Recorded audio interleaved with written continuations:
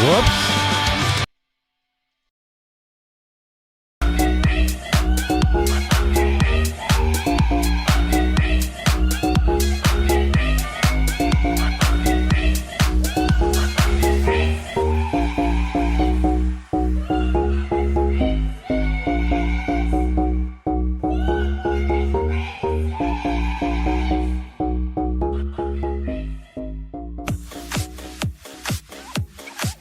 What size?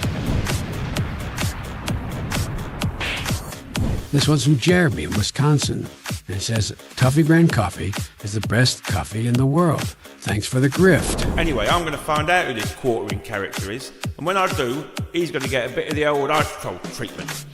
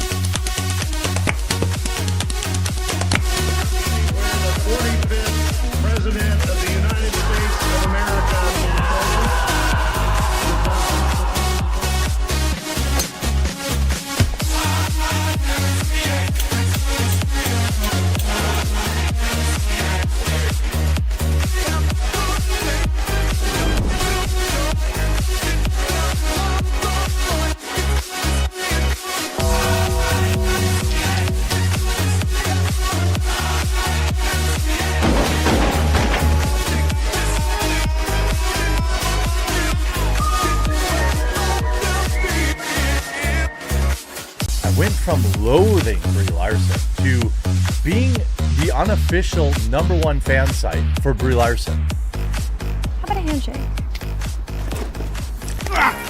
You're going to give me your jacket, your helmet, and your motorcycle, and in return, I'm going to let you keep your hand.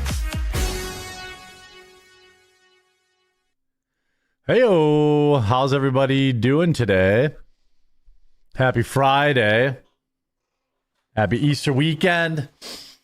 All sorts of stuff to be happy about today. It's a little warmer out, although it's pretty overcast here. My wife is currently flying her plane with a broken trim tab. So that's going to be an interesting flight. We'll see. Make sure she gets there in one piece. I'm sure she will. And lots of stuff is going on here.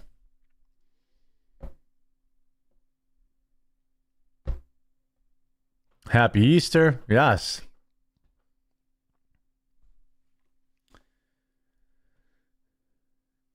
Doing some stuff at church, so audio pretty much only. Hey, I appreciate you tuning in. A lot of people just listen audio only anyway. So that's cool. Happy Good Friday. Yes. Happy Good Friday, everybody. Good to see you guys in at the non-conventional time. Dude, fix your shit. It fails slow almost every time. Impossible to watch you. I mean, today is the first time I've heard of that in weeks. So, you know, I don't know what to tell you. I haven't had this problem in weeks. Now, today I am using StreamYard, or OBS. So maybe that's the issue. There could be something going on with Rumble. Oh, it's Rumble. Okay. It looks fine to me, but I can only check desktop, so maybe it's the app. Now my feed's working. Okay. Weird. Well, welcome in nonetheless.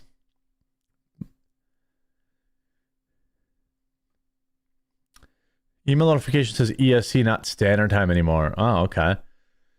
Today we enjoy the McFish sandwiches. I don't think I've ever had a McFish. I don't think I ever have. For me, for $2 more, you can get a cod fillet sandwich from Culver's. In terms of fast food fish sandwiches, that's probably the best I've ever had. I don't know. People say that, like, I don't know if, I'm trying to think, like, people sleep on the cod fillet sandwich at Culver's and get the burgers, but the cod fillet sandwich is, like, probably my all-time favorite, like, fast food sandwich. And fun tip, you can actually order a 3-piece cod fillet, like a fish fry from Culver's. I don't know if it's on the menu, but you can. No McFish. I'm missing out. I don't know. I mean, maybe I'll try one. Isn't it a filet-o-fish? Yeah, filet-o-fish. What's a McFish? I thought that sounded weird. Or is a McFish not... Is a McFish not the... Is there something different? Is it a filet-o-fish and somebody has a McFish, or there's a different McFish type sandwich? The flounder sandwich from Popeyes is really good. They sell flounder at Popeyes? That sounds like is that a racist joke? They sell flounder there? There's no way.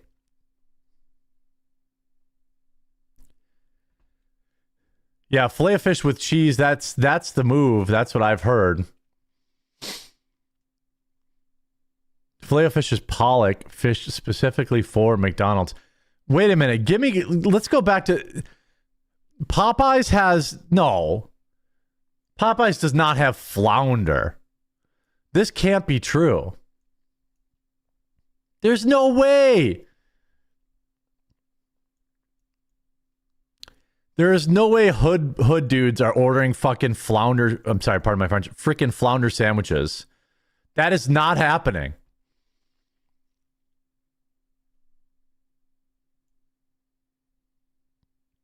I refuse to believe it.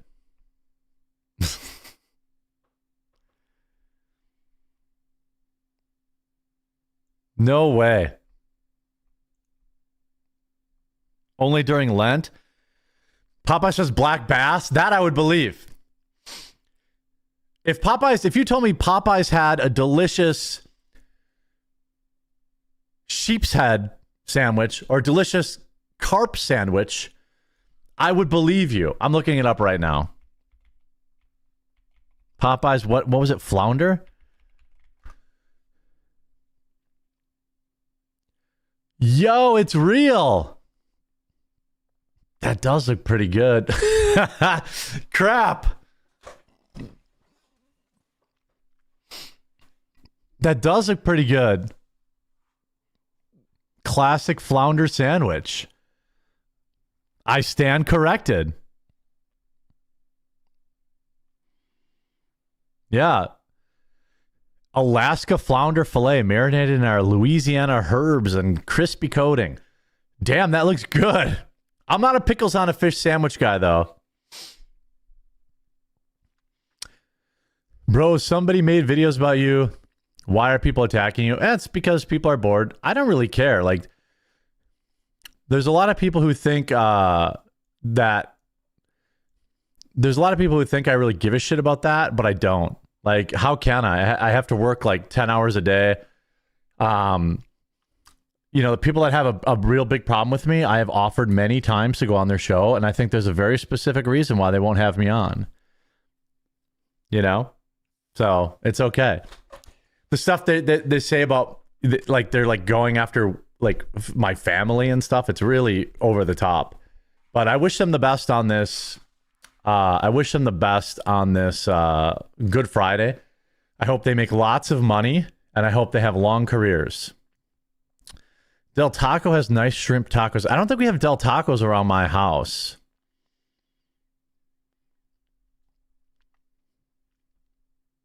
But, I mean, people are allowed to make fun of me. That's totally fine. I don't give a shit. But I'm allowed to, like, not, like, make response videos and let it control my life. Let's see. I can't keep up with the amount of videos you make as a creator. Your grind is insane. I know it is. It's nuts. I wish it wasn't that way. The reality is, like, I'm casting as wide a net as possible right now to try and figure out, like, where people are at. I've definitely found a lot of success in short form. I hate it. It's the worst part of my day. It makes me want to rip my own eyeballs out, but I just can't control the wave. That's where people watch it, you know? So it's part of my day every day now, you know? I shoot shorts specific now for, like, Instagram and TikTok, and I am building a shorts set, which is really just a green screen. It's not anything fancy. And I'll have 4 sets crammed into this room, and basically I get up at 6 in the morning, quartering set, unsleeved media set, Jeremy Hambley set, film, shorts over there, 4 o'clock, eat dinner, immediately start looking for topics for tomorrow. That's it. Jeremy told Rex Jones that all U.S. jets shot down are fake news. Actually, that's not true. I said that the jets that Iran claimed to have shot down is fake news, and including the one that allegedly crashed this morning. Iran said they shot it down, but of course, again, that was also fake news. Show you? I can't really, because my camera's got like I've showed pictures of my studio before. It's 10 pounds of shit crammed in a 5-pound bag. Very similar to me, you know?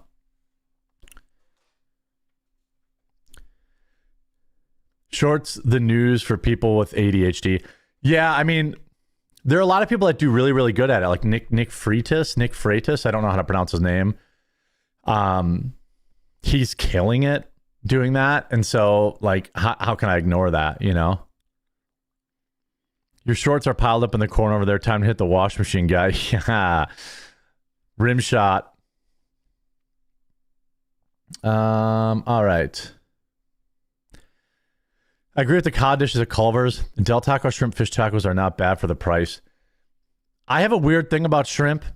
I know it's probably fine, but, like, I like really good shrimp, like the big, fat, juicy shrimp that you get like an actual seafood restaurant.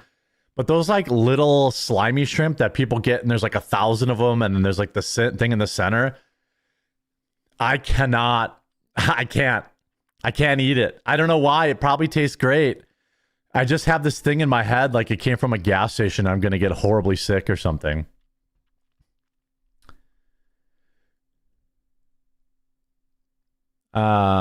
They did shoot down jet. They just rescued one of the pilots, one still missing. Yeah, I saw that it went down, but I'm seeing conflicting reports on whether or not it was shot down. you know? And maybe it was shut down. I don't know, you know? Water bugs. Yeah, isn't that funny? Is it true? I think like back in the day, they used to feed lobster to prisoners. I'm pretty sure back in the was it like the 50s? They used to give lobster to prison inmates. Now maybe that's just like weird lore, like a old wives' tale. But I feel like somewhere along the line they convinced regular people that seafood was really, really good, and then so they figured it out.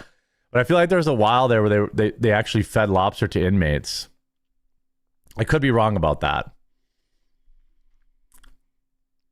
Only in Maine? Okay. Yeah, lobster was prisoner food. Yeah. Can you imagine? Oh, no, I have to go to jail. Lobster every day. They probably didn't give him any butter, though.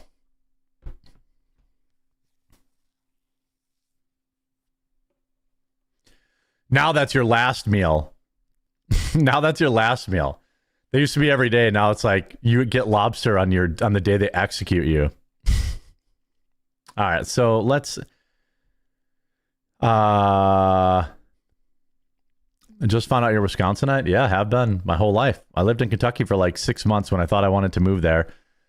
And if you know Kentucky, I lived in Valley Station, and I got the frick out of there very quickly. Valley Station is very interesting. It's like very similar to cities in Milwaukee that are really like they're like working class, but they're right on the fringe of the core. So like every time I had to go to the post office or to get something to eat, I had to go to like the ghetto, and I hated it. And people would break into our cars all the time at the apartment complex I was living in. I hated it.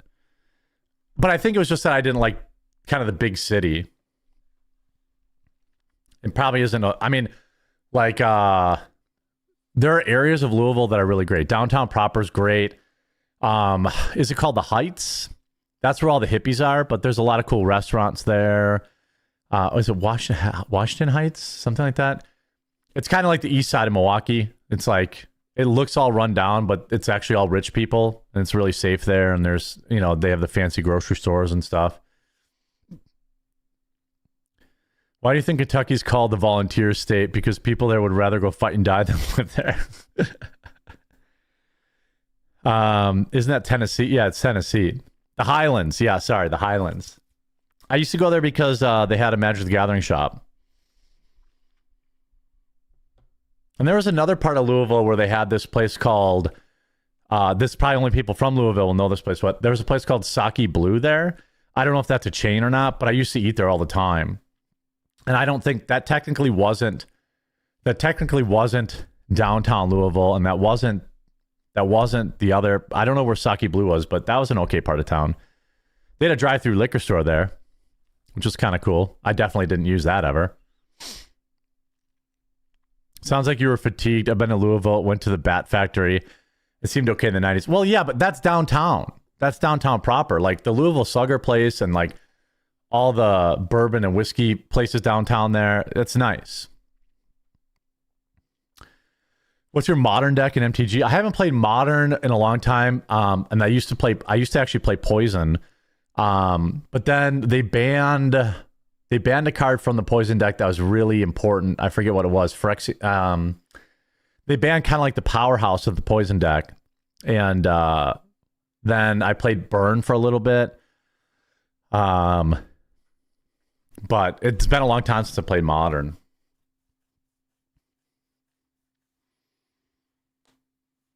Milwaukee's a cesspool. At least Madison has the Badger, so I can cope that it isn't just as bad. Well, yeah, but Madison has all the libtards. Last time I had a Sake Blue, I had the runs for 2 days. Won't stop me from going back. Yeah, that's what I said. Yeah, right. All right, let's get into it. So Clip is dividing the internet from the Joe Rogan podcast yesterday. And admittedly, it is just essentially just a 30-second clip of Theo Vaughn from a multi-hour conversation. I think people are prescribing a lot of their own individual beliefs to this clip that in the context of the larger conversation, you know, it adds, there's more context there. But I do think that people are kind of wrong for dunking on Theo for this. I think Theo is actually a very genuine guy. I just think that he's a little bit lost in the sauce. And that essentially is like all of us right now, you know, and Theo's reaction yesterday, we're going to look at the clip and some of the reaction to it. Theo's reaction, whether you agree with it or not, and I think some of the things he said are definitely true, is more of a matter of a guy that is suffering information overload. I also think his neighbor's Candace Owens, so that might have something to do with it. I heard that somewhere. I don't know if that's true. I heard that somewhere. Maybe spending a lot of time with Candace. But I think Theo is more of like a litmus test of what happens to normal people, regular, everyday guys who then like spend too much time on the internet. It's very easy to lose your grounding. And this is the actual clip. It's all just a cat and mouse game. People are like, we'll elect the Democrats next time. It's like, but it's all the same shit has been happening forever. They haven't been helping anybody forever. They're letting fucking politicians slurp on kids. All of our fucking money goes to Israel and they're using it to fucking genocide people. It's like everybody is scared out of their wits right now. It's like our religious leaders are afraid to speak out. And it's like it's a time where it's like Satan is amongst us in our religion. Everything he's saying there, with the exception of all of our money goes to Israel. We do send a lot of money to Israel. He's having a very real moment. And I don't think it's fair. Now you see like people are then mad at Joe Rogan for his response to this. And you'll see this here. I mean, he's really battling. Religious leaders are fucking talking about bullshit at the poll. It's just like, what is going... I don't know, man. We got to get you off those antidepressants, son. You're losing your fucking marbles. You think I am? Come hang out with us. Just chill out. I'm here. So people are mad at Joe Rogan for being like, well, he's right. Why are you telling him to get off his antidepressants? I think that like a lot of what Theo said, a lot of people believe, and a lot of people are feeling right now. I think that Joe is trying to hear.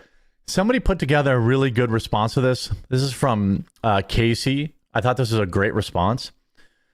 Just watch that clip of Joe Rogan telling Theo Von to chill out. Everyone's reading into it way too much.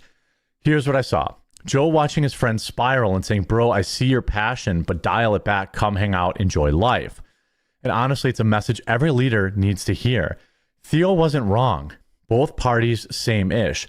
Leader staying silent. But you can see it consuming him. That's the trap. Here's the hard truth. You can't lead anyone if you're drowning.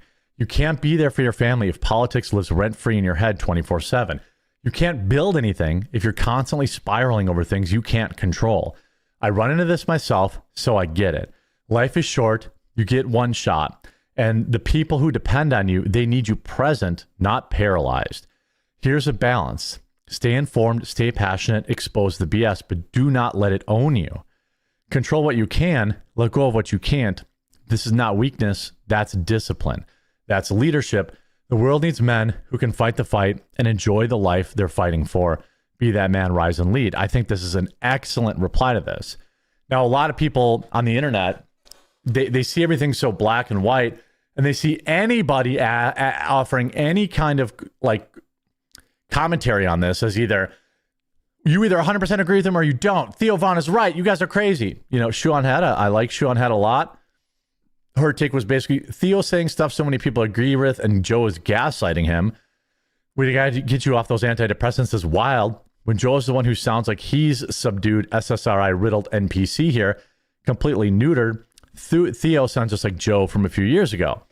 That's entirely possible. I don't disagree with Shu's take here. I think that the bigger picture is the reason this clip is going so viral is because it resonates with so many people. And, you know, I went on a show last night, which was basically a 2 versus 1 over whether or not my tweets were funny or not. I thought that there was going to be a more adult conversation.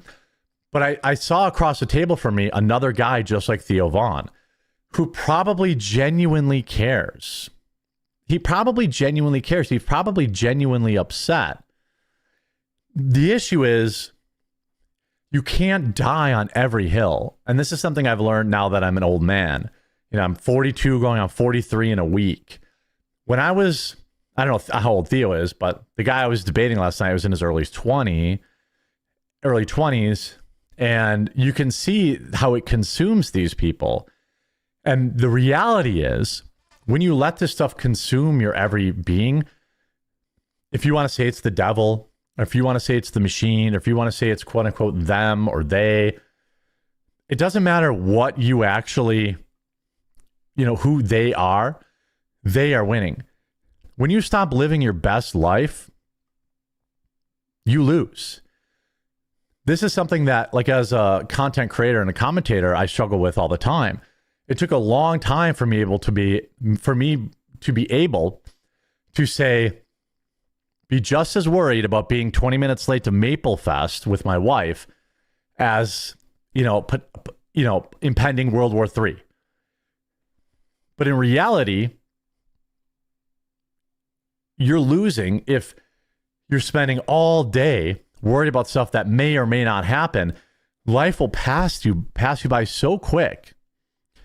And Theo here is having a very real moment. And I don't disagree with just about anything he says, because I can see how the machine has inundated his mind. He's experiencing information overload, doomerism overload. And I think that, like, you lose when this is your existence and you're terminally online, you're obsessed about the world ending. What's going to happen is it's probably not going to.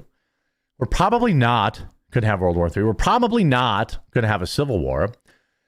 So if you spend all your best years, your 20s, 30s, 40s, and 50s spurging out about it, you lose. That doesn't mean that it isn't important to make your voice heard. It doesn't mean it isn't important to speak out against things that you don't like or that you would like to see go the other way. And it doesn't mean that it isn't important you speak out about things that you do agree with. But Theo Von is like all of us here. You can tell that he is completely engulfed in doomerism. That doesn't make what he's saying wrong, but he can't control any of that. There are certain content creators that have, been promising civil war for 5 years. So imagine you had spent the last 5 years talking about that, worried about it, and nothing happened. You missed your kids grow up. You weren't present for your wife or girlfriend or husband. You were distracted at dinners. You were distracted at church, thinking about all this stuff.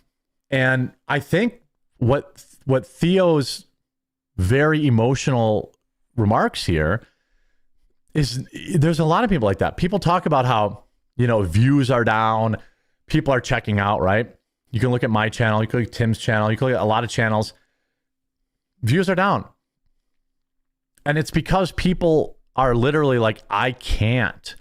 People were not built to be worried about 1,000 things at one time. In fact, basically, people were built to be worried about 3 things: food, water, and shelter.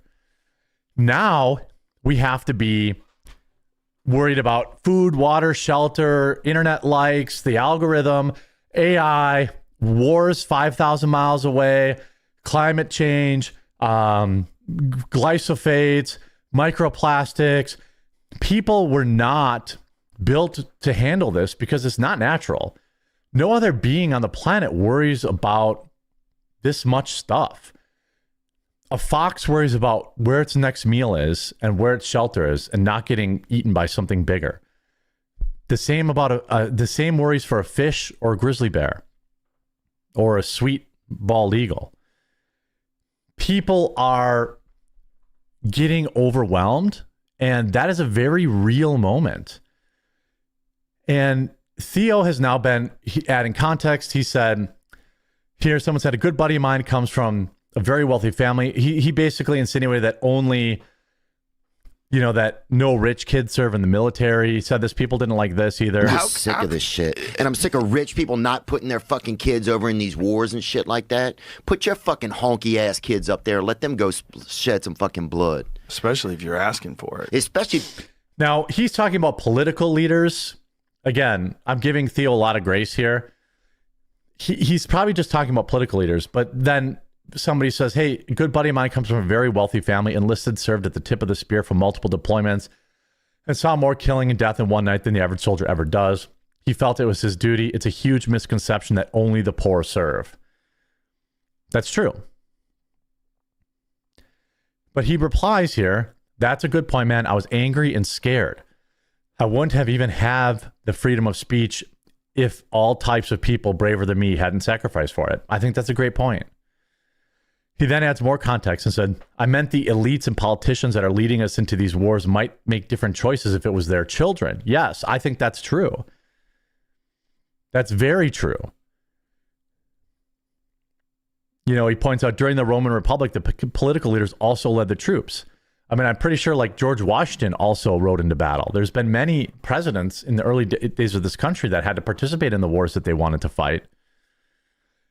I just think Theo just had a very human moment here because we aren't built for this level of constant worry that is thrust upon us. That's why I've always tried to maintain, you know, people get mad at me and call me a fence sitter because everything isn't the end of the world.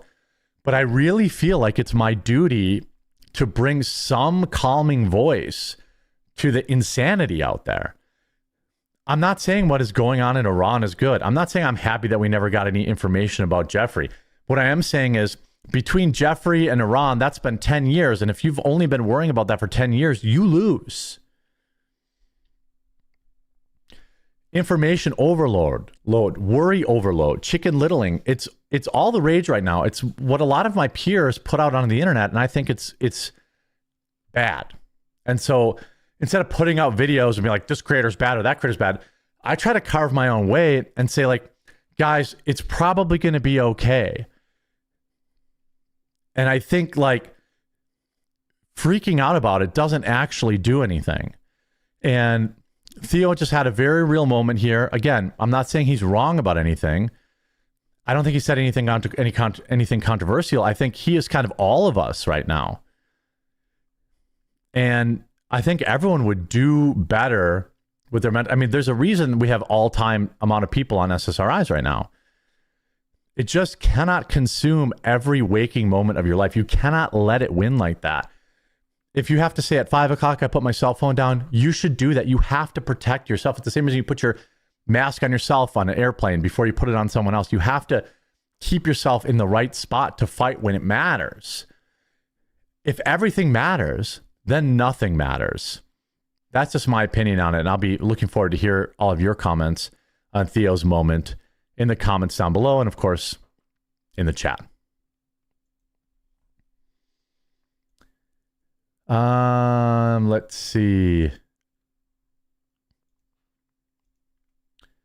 Just upload that. It's not going to be okay for most people. 2/3 of the country can't afford basic necessities. Well, that's just not true. You're saying that 67% of the country can't afford food and water. That's just not true. This is kind of what I'm talking about. There are a lot of people, too many people, that can't afford basic necessities, but it's not 2/3. It's not.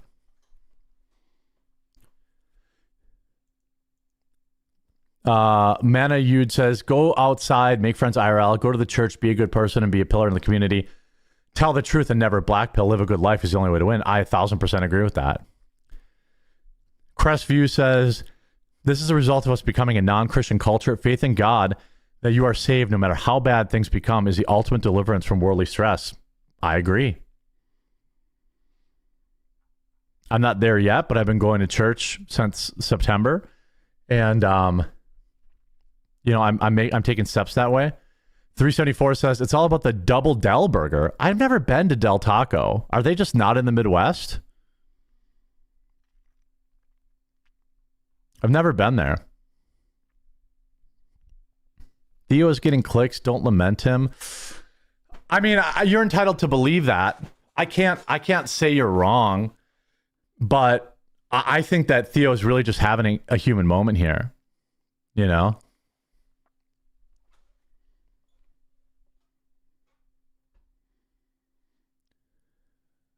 Del Taco's over here in Mochi. I don't know what Mochi means.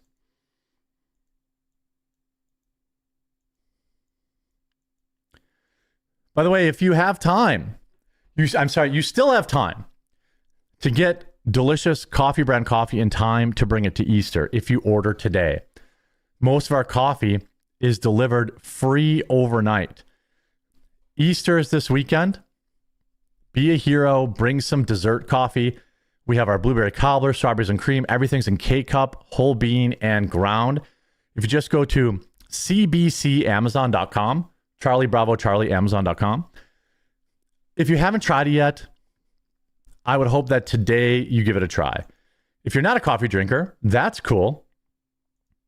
That's cool. But I bet you there'll be coffee drinkers at your Easter celebration. And look, as you can get this stuff delivered by the next day between 7 and 11, so you still have time to bring some coffee. We have regular roast, light roast. Oh, by the way, our Kona is there, but not, it's getting checked in right now, but our Kona will be available. 100% Kona, but it's getting checked in right now, so it won't be available till probably next week. But we have all of our delicious flavors. Show up to Easter with a bag or two, leave it behind, or K-cups. People will absolutely love it. I guarantee it. My 82-year-old mom is getting baptized, first communion, and confirmed during Easter Vigil. Based. Happy for her. Definitely happy for her.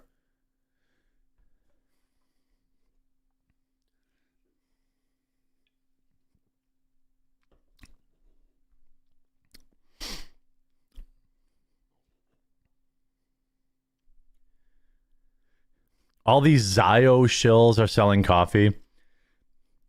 Here's a new rule for my chat. If you're gonna call me a Zio shill or a Zionist or anything like that, you must then follow it up with why I am, or you're gonna get banned. Because this is so weird that people like. You guys understand that like I don't give a shit about Israel, right? I don't know how many times I have to say that. And people like continue to say stupid shit. Sorry guys, yeah, no cream pie flavor, forced or otherwise. Maybe next year. But if you want to call me a Zionist or you want to say I got $7,000, here's the thing. This is the good and the bad with reading the chat. This is why all streamers with any amount of people in chat generally don't read the chat unless people super chat. I started streaming. Jeremy, it's my birthday today. I'm a Waukesha. Where should I treat myself to dinner? If you like sushi, there's a great sushi place over by the Texas Roadhouse that is really good. Mijai, I recommend them. If you don't like sushi, I can recommend something else. If you think that you know, it's just so you read the chat. Sorry, I got derailed. You read the chat. I read the regular chat, which means I hear from everybody, which is probably a bad thing.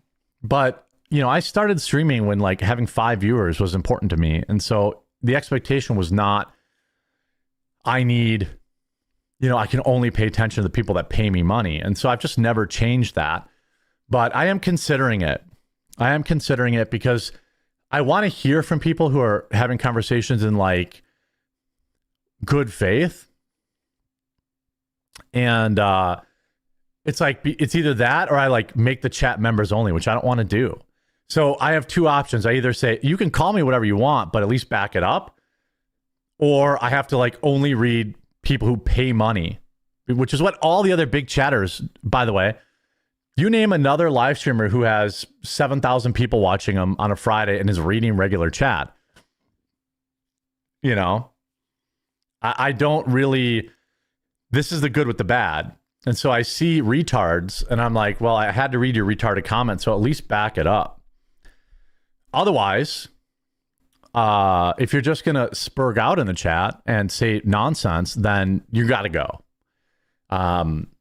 I think that's a fair. So either I can make it members only, and you can pay the $5 to call me a Zio shill, or you can at least back it up. Like, Aspen Gold reads regular chat too. Correct.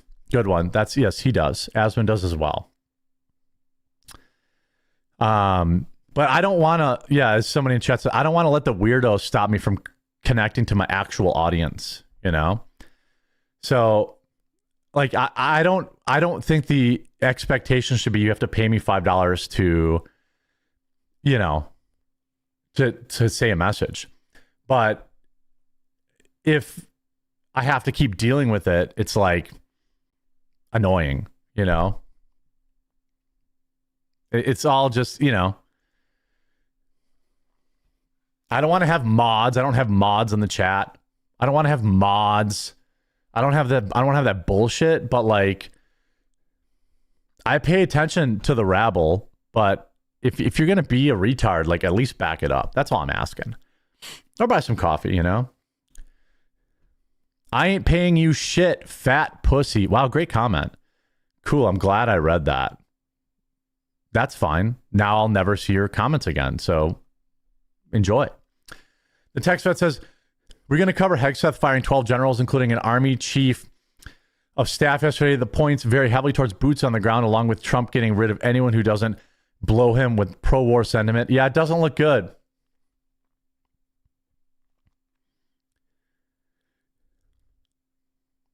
Doesn't look good. You seriously don't have mods? If you ever get the point, let me know. I'm a fellow Wisconsin. No, I don't have mods. I don't care. I don't police what people say in the chat for the most part, but it is getting annoying because it's becoming hard for me to read regular everyday people's chats. You know, my actual viewers, not the people who hate watch the show. So it's cool. I'm glad you're here watching, but like, if you're gonna insult me, put something behind it. You know.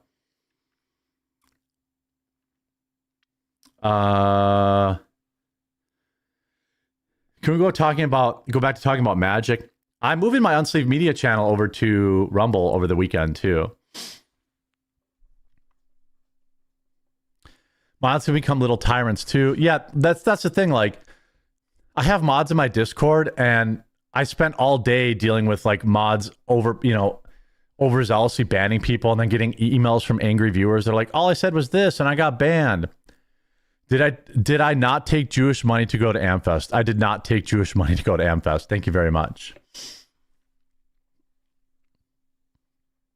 Yeah,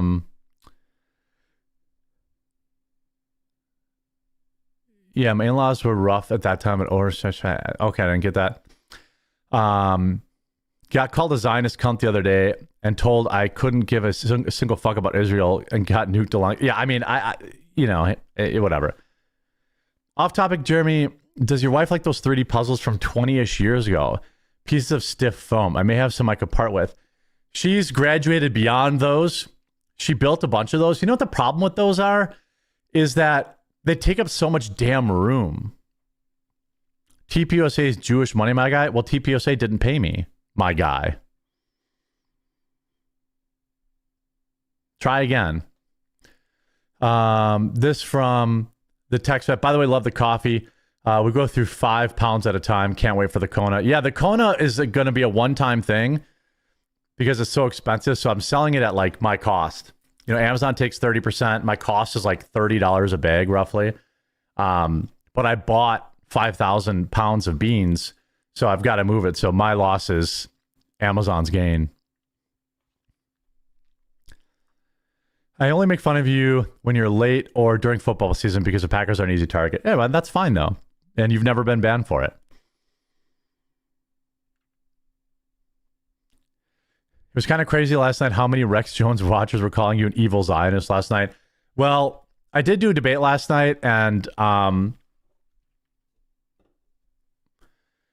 don't want to be braggadocious, but I mean, you can watch it and you can tell me if I'm being over the top, but you know, It was 2 versus 1, and I washed them both. Wasn't even close. Their own fans were turning on him in the chat. But I'm happy to talk to people. You know, no disrespect, but Rex Jones had 58 people on stream. Number 5, number 8, 58. And I took time out of my night to go on his stream. I know that sounds conceited, but if people actually want to talk to me, I will go talk to them. But that doesn't mean I'm going to be nice to you when you spend all day spurging about me. The same with those Canadian retards. I've told them a million times that I'll go on their live stream. Do you know why they won't have me on? Because they're afraid. That's why. Because if I go on their show, all their lives fall apart and they stop making their money. That's why they won't have me on. They're pussies. So, but that's fine. Anytime they want to have me on, I'll go on. I'm not hard to find. Look at me. For just the price of 1 CBC cup of coffee a day, you could help a struggling Magic the Gathering card addict.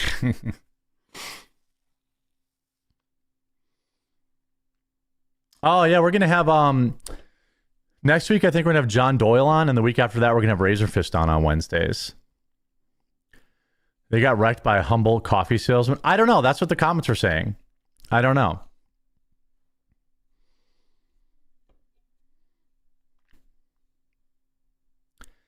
Did you not try to get Jim Medicure, you mean Medicure, banned when you came on stream and said the N-word over and over again? See, this is a thing with misinformation. That never happened.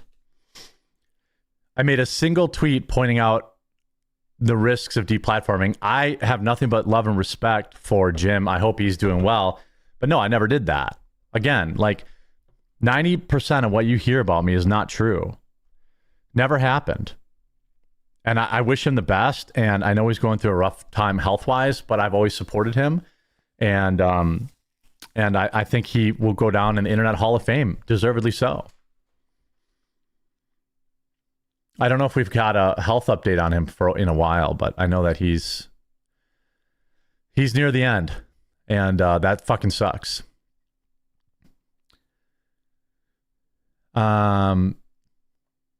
Northwest Illinois Whiteside County courts have been running illegal juries the last 30 years. Damn.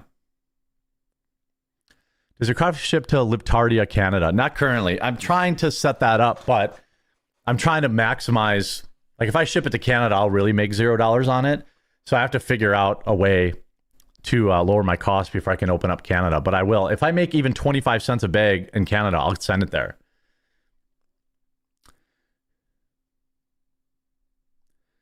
Wasn't that the fat Ethan something? I mean, I don't like that is people bring that up from that's like 15 years old. I never did that. I never went on his stream and spammed the N-word to get him banned. Never happened.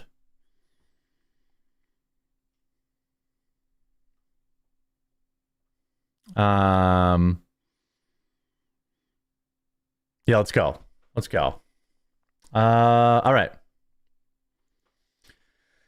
Well, it seems like there's a new update to this every other week where Walmart and Costco just simply get tired of shoplifters. And now there's one particular group of people that seems to shoplift a lot from there, but this is actually a crime that is basically universally done in inner city Walmarts. You know, shoplifting happens everywhere. I worked at Walmart when I was in college in Janesville, Wisconsin. It was one of the last non-super Walmarts. We still had, I don't know if you guys remember this, a radio cafe. I think that's what it was called. Walmart, before they all became Subways, Walmart used to actually have their own restaurant in there where you could get like garbage food, like hot dogs and stuff like that. That all went away. They just all became Subways, as far as I know, these days. But Costco and Walmart now have, everyone saw this coming, but they've finally had enough and they are locking down against these shoplifters, which I, for one, am very happy about. And we're going to get into that after a super quick word from this video sponsor, Private Internet Access. Costco and Walmart face self-checkout crackdown as new laws target shoplifting surge. Who would have thought when you had woke governors, woke politicians, people like that, who would have thought when they would openly say, well, we're not going to prosecute you unless you steal more than $400 worth of stuff. Who would have thought mobs of young youths would storm the store and steal $399 worth of stuff. I mean, everybody saw this coming.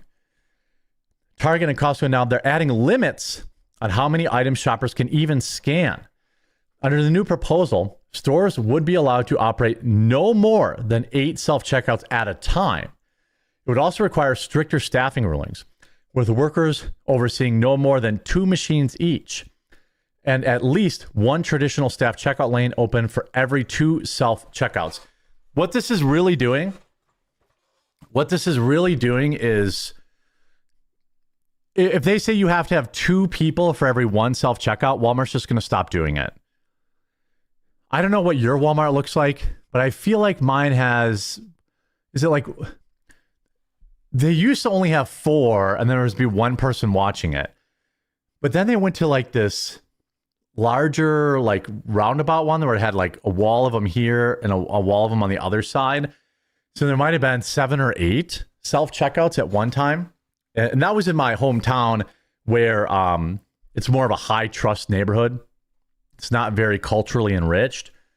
And I think there was still only 1 person there and it worked fine. This is exclusively an inner city problem, but nobody wants to say it. Now, I'm not saying whites don't shoplift, because they do. All right. Again, I worked at Walmart. I busted them all the time. You know what the number one thing I caught people stealing was? 14-year-old girls stealing makeup. That was by far and away the number one thing that got stolen from our store. Makeup and CDs. That's how long ago I worked there. CDs, makeup. Later it became razors, things like that. But that was not a high trust area. That was Janesville, and Janesville had suffered pretty brutally because they had I think it was a GM plant there and a Delco plant that got shut down while I was living there. So a lot of people lost their jobs. Supporters of the planned new rules in Connecticut say the move is needed to curb theft and reduce pressure on employees who are often left monitoring large clusters of machines by themselves. Shoplifting costs $47.8 billion a year. Now, I know people like Hassan Piker want you to believe that shoplifting is no problem, everything's good, it never gets passed up, it never gets passed to the consumer. It does. Do you think that $50 billion in shoplifting doesn't get baked back into the prices? Do you think $50 billion in shoplifting, it's like Hassan Piker and other communists are like, well, they bake that into everything. They have insurance. No. They bake it into the pricing, plus they have insurance. They don't just say, oh, well, they don't know any better. I guess we'll just let them shoplift. That's not how these corporations work. I worked there. We had an off-duty police officer working LP every single day. We prosecuted shoplifters at that store, but most inner city ones don't. The rules apply to all major retailers, including Walmart and Costco, as well as smaller convenience stores and pharmacies. They could be manning almost a dozen checkouts on their own, said Ivan Shang of United Food and Commercial Workers Union. But critics argue the bill risks going too far and could slow down shopping for customers. This is nonsense. Again, I'm old enough to remember going to grocery stores on Fridays, which are one of the busiest days other than holidays. Like Fridays are big because everyone gets paid on Friday. Grocery shopping is always busy. The grocery store would have 20 checkouts, fully manned, and they handled everything just fine. This is a fallacy that self-checkouts are good for us. That's nonsense. I would only use self-checkout if they gave me a 10% discount because I'm doing the job of their employee. It's a principle thing. I'd rather stand in line. Now, if I have a single item and the lines are long, sure, I'll bop over there and do it. But for self-checkout, I absolutely hate it. Why should I do your job? And by the way, it's like, not only do you have outright shoplifting, but you have something called skip scanning, where people pretend to scan stuff. People get caught every day, but that's probably only 5% of the people that actually do it. State data shows that in 2022 alone, the most recent year available, retailers in Connecticut alone lost $900 million of shoplifting, while the state lost $56.8 million in sales tax revenue. That's why they're cracking it down. They don't actually care about stopping crime. They're mad that they lost out on $57 million in tax revenue. See, there's always an angle. Walmart's screwing us, telling us that it's more convenient for us to do our own checkouts. The government saying they're trying to crack down on shoplifting, but they're really butthurt about losing $60 million in tax revenue. Now you multiply that by 50 states, you're talking about massive, massive money. I think making a balance between staffed lanes and self-checkout will help create a better environment for the people of Connecticut, said State Senator Julie Kushner. However, Wayne Pesci, who represents grocers as president of the Connecticut Food Association, argued that during public hearing that the bill is ill-advised and could disrupt store operations. Well, the stores are mad because they're going to have to hire people. The push comes as stores across the country ramp up anti-theft measures following a surge in so-called shrink, industry jargon for lost inventory. I mean, it's been called shrink forever. Everyone knows what, if you've ever worked retail, you know what shrink is. The number one cause of shrink is generally employees, by the way, in most stores. Most stores, it's employees that are stealing. The self-checkout debacle was flawed from the start. You could put it in high-trust neighborhoods, probably, and it wouldn't be a problem, but they'll just call you racist then. Why don't you have self-checkout in the hood? Well, we can't say. Here's another $100 million of BLM. In parts of Southern California, local governments have already taken action. Cities, including Long Beach and Costa Mesa, have introduced their own restrictions, including limits on how many items customers can scan and check out. Here's the problem with that. This only hurts the law-abiding citizens. It's like gun laws. Like, all this does is hurt people who had 20 items and we're going to pay for all of them. This doesn't actually stop shoplifting. Honestly, what stops shoplifting is prosecuting these people. That's what stops shoplifting. Is like actually going to jail. I don't care if you stole a stick of lipstick or a box of ammo or whatever. Real fines, real prison terms is the only way that you do this. Limiting the number of items law-abiding citizens can check out is just another form of like gun control. Or you can buy a magazine, but you can't buy a magazine that has high-capacity magazine. This will stop mass bad events. Did it? No. All it does is screw over people who are going to do it anyway.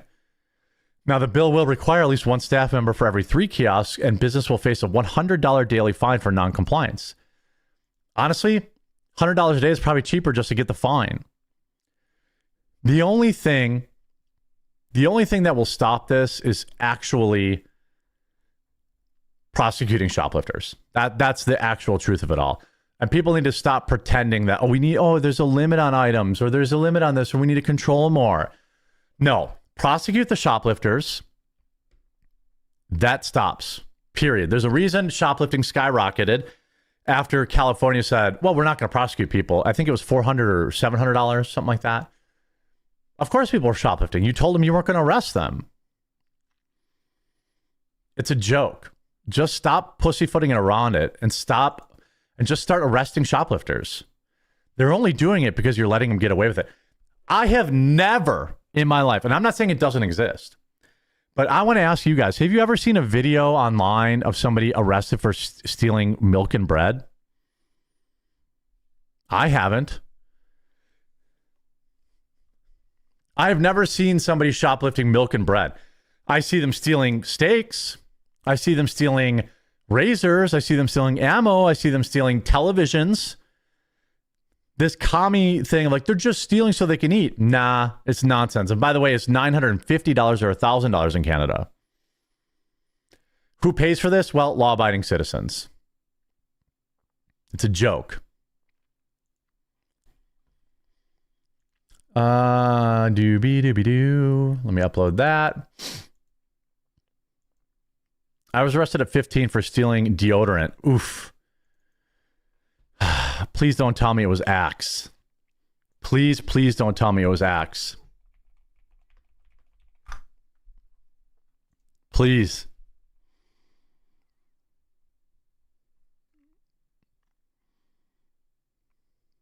Please don't. Please. Home. I think it's Homebrew. I can't see the whole name. Hold on here. Homebrew says, just a reminder, I still hate you. Here's another $5. Hey, appreciate that.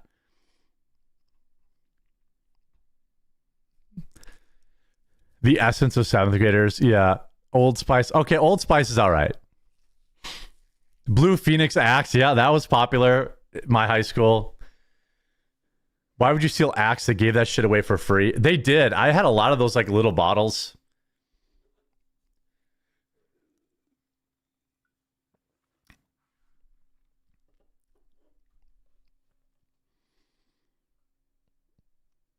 How do you steal from Costco? By paying a membership to steal. Wait, what? I didn't follow that. Doobie doobie doo.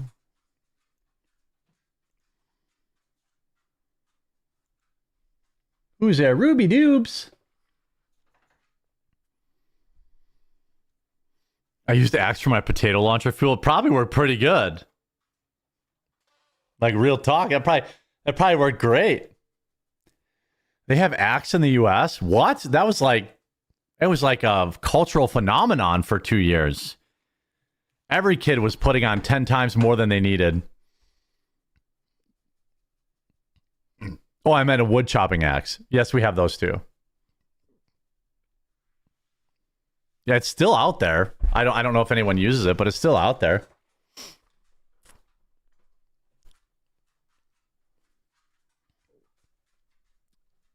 Shoplifting is a gate.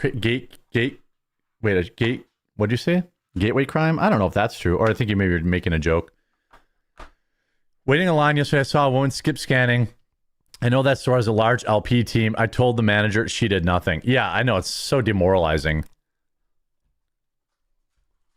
The 2000s smelled like Axe and Love Spell. Yeah, dude. Yes.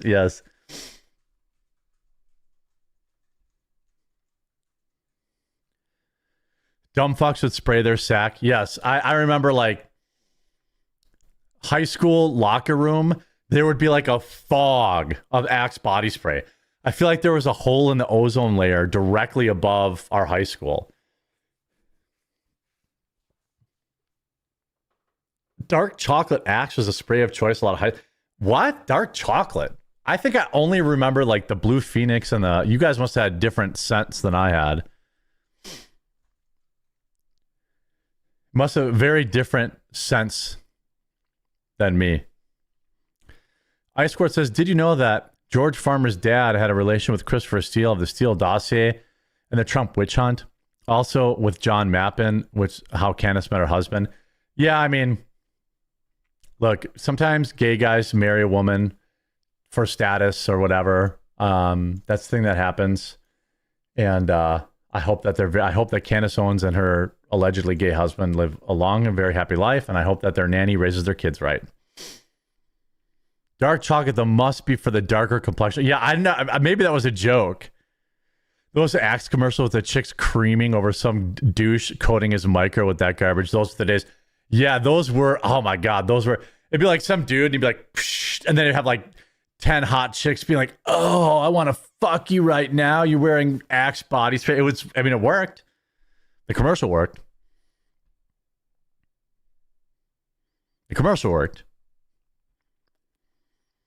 Yes, it was often used to cover up the weed smell. Yeah, see, there's a lot of... See, I feel like there's a lot of viewers who watch me that are in my same age group. I absolutely positively used Axe body spray to cover up the smell of weed. Sorry, Mom, I know you watch a show. That was 100%. And the bod commercials, didn't bod like come in a Windex spray bottle? Axe body spray was mandatory in the field in Iraq. Really? I thought you would want to not smell. Like you don't want smells wafting. I used Ozium a lot in my bedroom too, yeah. I would take, here's what I would do. You take a paper towel roll, okay? You put dryer sheets in it. You crack your window. You hold the joint outside or the bowl outside. You hit it. You exhale through the tube. It goes through dryer sheets. It just smells like dryer sheets in your bedroom. Then you hit it with the Ozium. I mean, I've heard. I've heard. Mom, I've heard. That's what I heard people did. I heard that. I never did that. I never did that. I didn't do that. Allegedly. One of my friends did that.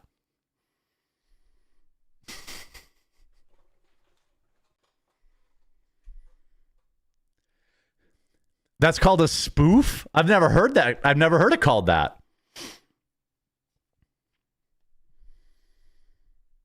A spoof? This is the first time hearing of that. Boy, guys, marijuana sure is interesting.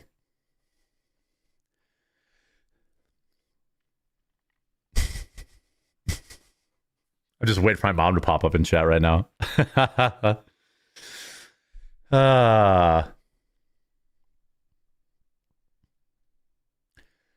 My parents knew. All kids think they're slick, but their parents always know.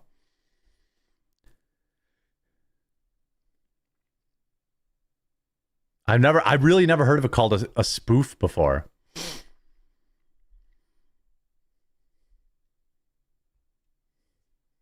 All right, let's talk about this one.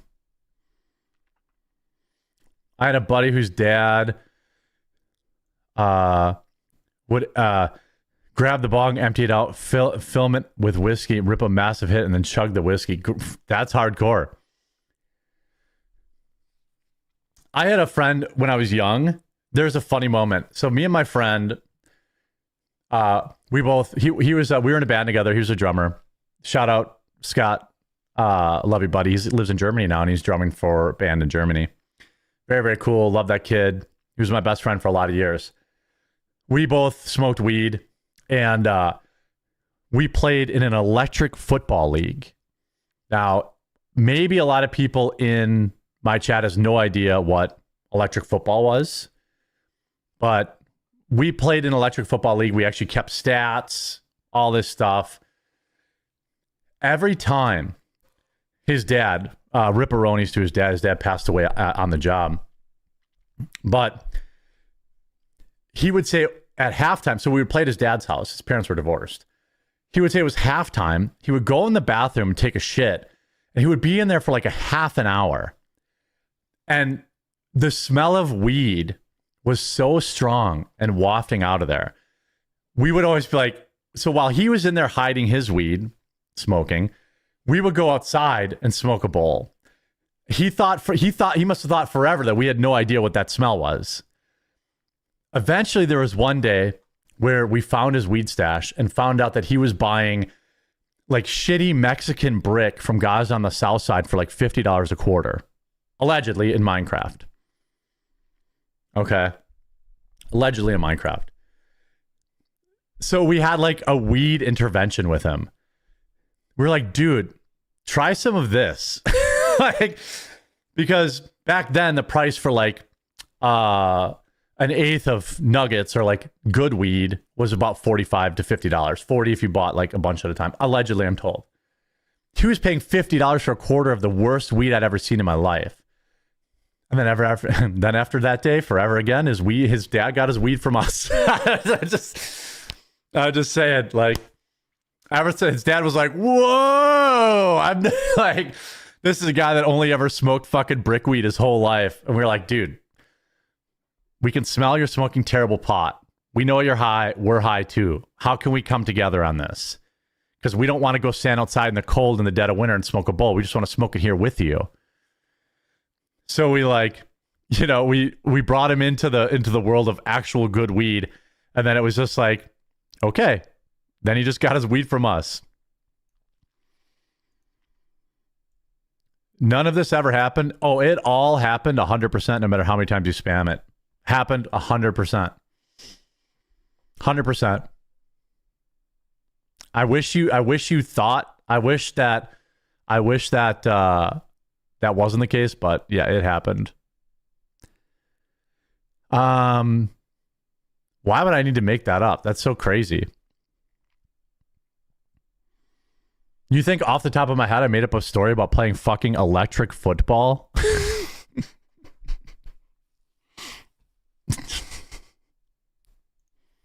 That's pretty good. I'm pretty good. A sploof, not a spoof. Oh, okay. What's your favorite store to buy from in the UP or go to the crappy places in Illinois? I don't go to the UP because that's a long drive, even though you can get more and they're better. I don't, you know, it's around. We'll put it that way. You think I knew the obscure sploof reference and didn't smoke weed when I was in high school? Get the fuck out of here.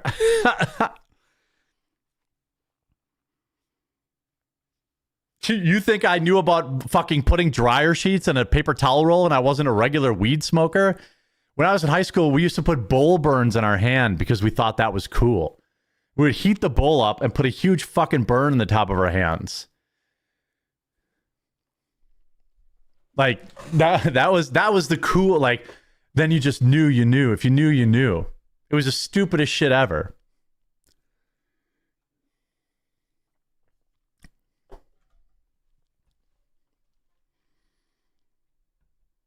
You went from weed to pills. Actually, no, I didn't. I never really did pills. I did enjoy Vicodin when I had them, but it never became a thing for me. Thank God.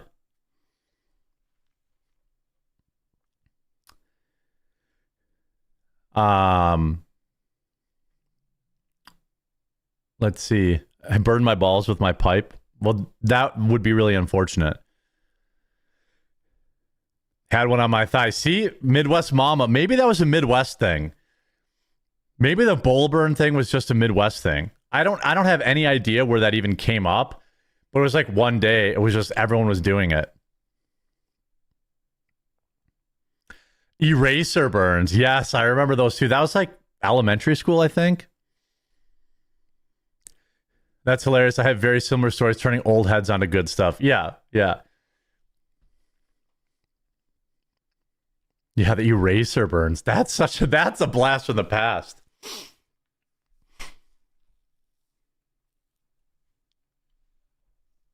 That eraser burns. Fuck, man. That is a core memory. Still got my bowls here. Why did that ever become a thing?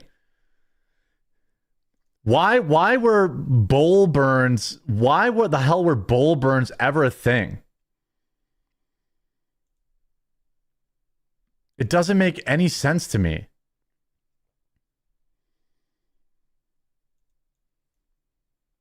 Did you ever use a gravity bong made on a 5-gallon deep rock water container? Is that this?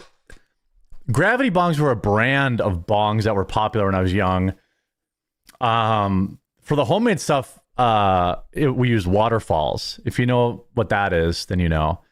Did you smoke cigs? Yes, I smoked cigs way too long. I quit probably. My dad died because of cigarettes, and when he started getting really sick, like hacking up a lung every night, like that's when I kind of quit cigarettes. When he started having to go to the hospital and stuff like that, I just quit. Now occasionally if I'm drunk I might smoke one, but I don't. Yeah, milk cartons in a bucket. Yeah, a lot of people, a lot of lawbreakers in chat.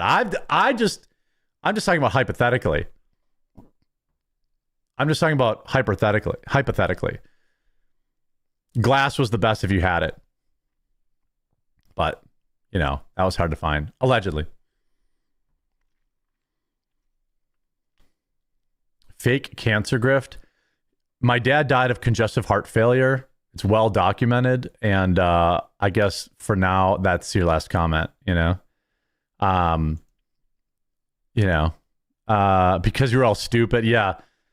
I used dryer sheets with a toilet roll. We called it a blow tube. Yeah. I found like the paper towel ones were harder to get, but they worked better because you could just really cram that sucker with dryer sheets. Aluminum cans with holes stabbed in the top. I never stabbed holes in the top. You'd squish it down and poke holes in the main body of it and smoke out of the part. I'm told. I'm told. When you didn't have a pipe or papers, you just poke some holes in a soda can, and it would kind of taste like Pepsi. I never smoked out of the top. Where would you put the bud?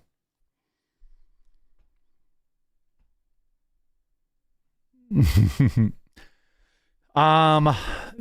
apple thing, if I ever tried it, I don't remember it. I know it was a thing. But you know, Jeremy, you would get a gallon container, preferably high C fruit punch. Cut the bottom up. Yes. Yeah, high C fruit punch would be great.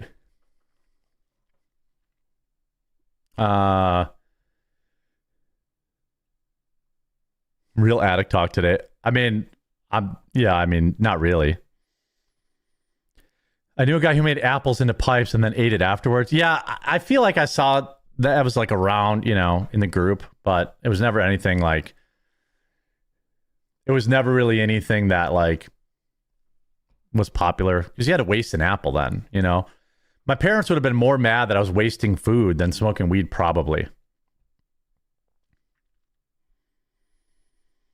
This is GOAT quality conversation.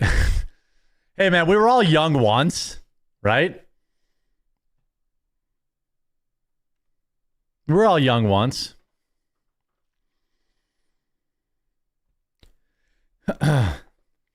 Actually smoked out of a really old Remington 870 buddy. A buddy had.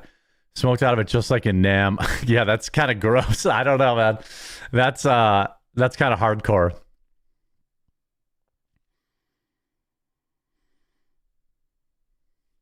All right, let's get into the next story. We don't have to live like this, and I think more and more people out there,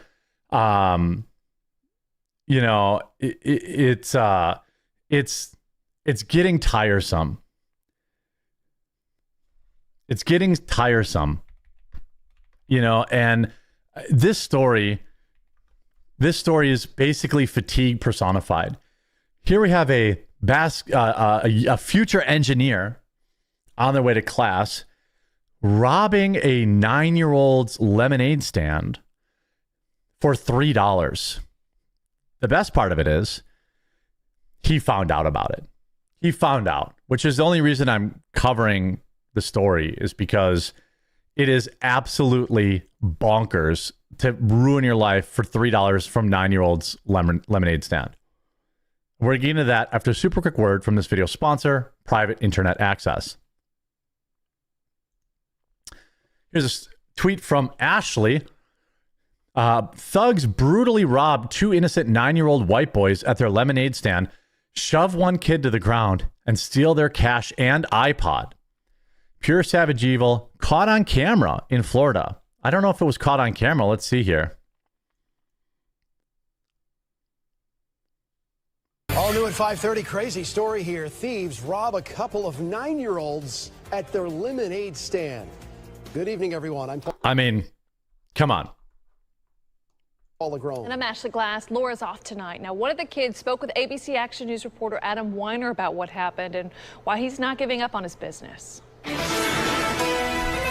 Just a day after being robbed, we cut the lemon. 9-year-old Lucas is at it again. Okay, you know what? I need some more lemons. I need some more sugar. And I'm like, did you already go through? Oh, yeah, we're making money. And I'm like, oh, yeah, we made $3. We made $7. We made $10. And it was really cool because, like I said, the important thing is all the kids, there was a group of kids and they were all doing it together. But yesterday, 2 people confronted Lucas and his friends, a 16-year-old girl and 19-year-old Deontay Small. For us to go get a bigger cup because they didn't like the cups that we had. Lucas admits he threw water at the 2 teens when he says they got pushy.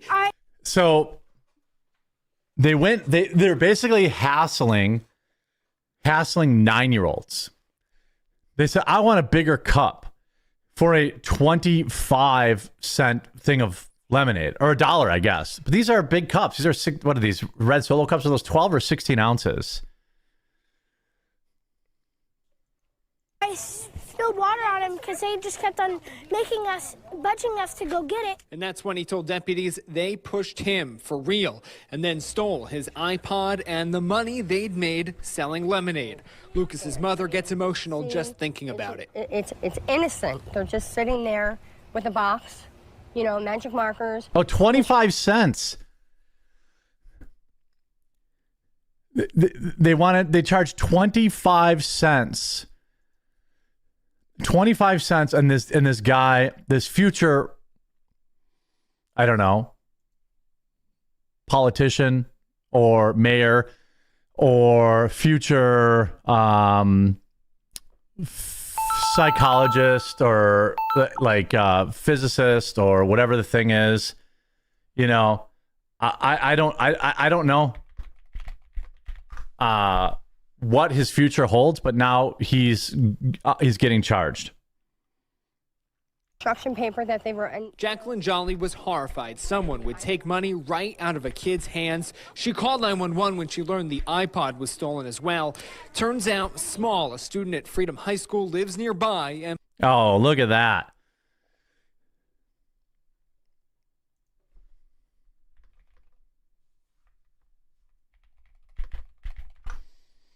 Look at this absolute winner. And police caught him quickly. Despite the robbery, Lucas and his neighborhood friends are trying again. His mom encouraged it. I told him the best way to deal with that is face your fear. In Lutz, Adam Weiner, ABC Action News. I mean, it's just so frustrating. Like, we don't have to live like this. I don't really. It's just so fatiguing. Now, I don't know if he had an iPod. Like, this kid is gonna. I mean, if I break down like this video, it looks like they live in a pretty diverse neighborhood. Like, they've got, a white mom. Then here they've got a black kid and a Latino kid or an Asian kid. Sometimes I can't tell the difference when they're young. Not that it matters, but it's very odd. Like they seem to live in like, just any normal kind of suburb. A 9-year-old, this dork robbed them. It's just like, I mean, I love that he's back out there again, but do we think, by the way, it looks like they're doing a lemonade stand at the police station now. Like the police. So now, is this an armed police officer? It looks like we have an armed officer here. Right here. This looks like an officer. Hold on. Learned the iPod. No, it's not. There's something he's holding. Maybe it's a camera for the news. But so now they need police to monitor their lemonade stand. This is the state of things right now. We need police to protect lemonade stands. I don't understand. What are we even doing here? Like, the kid has to have armed security now because, a future scientist in America decided that he's going to rob him of $3. And actually, by the way, the iPod, I don't know if it was an iPod or it was an iPad. That's probably several $100s. An iPod is probably worth $10 these days, but he stole it nonetheless. You're robbing 9-year-olds. Is there no honor among thieves? Like at no point is anybody going to say like, hey, maybe this is like, maybe I just let them, they're just kids. Maybe we don't need to rob them and accost them. It's like, I feel like back in the day, like in the hood even, they would leave kids alone. They wouldn't rob the kids. That was off limits. But now we live in a different time where apparently kids aren't off limits. And we don't have to live like this. I'm sick and tired of it. And I hope this kid gets whatever the maximum sentence is. And, you just screwed up your whole life. Now you have, a crime on your record. And liberals will say, oh, they ruined this young black man's life because, over a lemonade stand. It starts with a lemonade stand. Then it's a bank or it's a convenience store or it's just, you don't rob a lemonade stand and then stop there. I'm just tired, folks. Very tired. I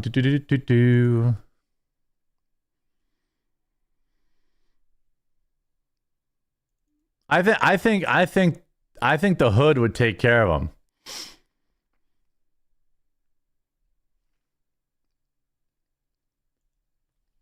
No? They don't care.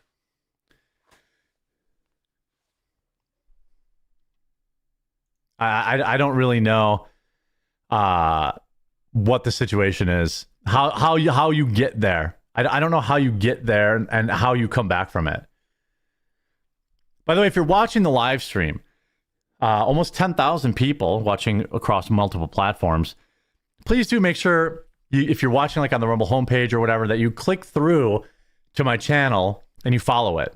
Or if you're on another platform, subscribe, wherever it's called. I'm live Monday through Friday, Monday through Thursday, 2 Eastern with co-hosts and guests on Wednesdays. And Fridays are more of like a chill show where we just kind of hang out and I do my weekend segments. And it's more so about like hanging out with everybody than, our traditional show is... Our traditional show is more structured. It's called Daddy Was Never Home and Neither Was Mama. Yeah, I mean, sure. I just feel like, man, is there nothing off limits? Is there nothing off limits? Can we have nothing? We can't leave the kids alone? I don't know why these 9-year-olds are so racist and call the cops. Yeah, maybe they were filming a rap video.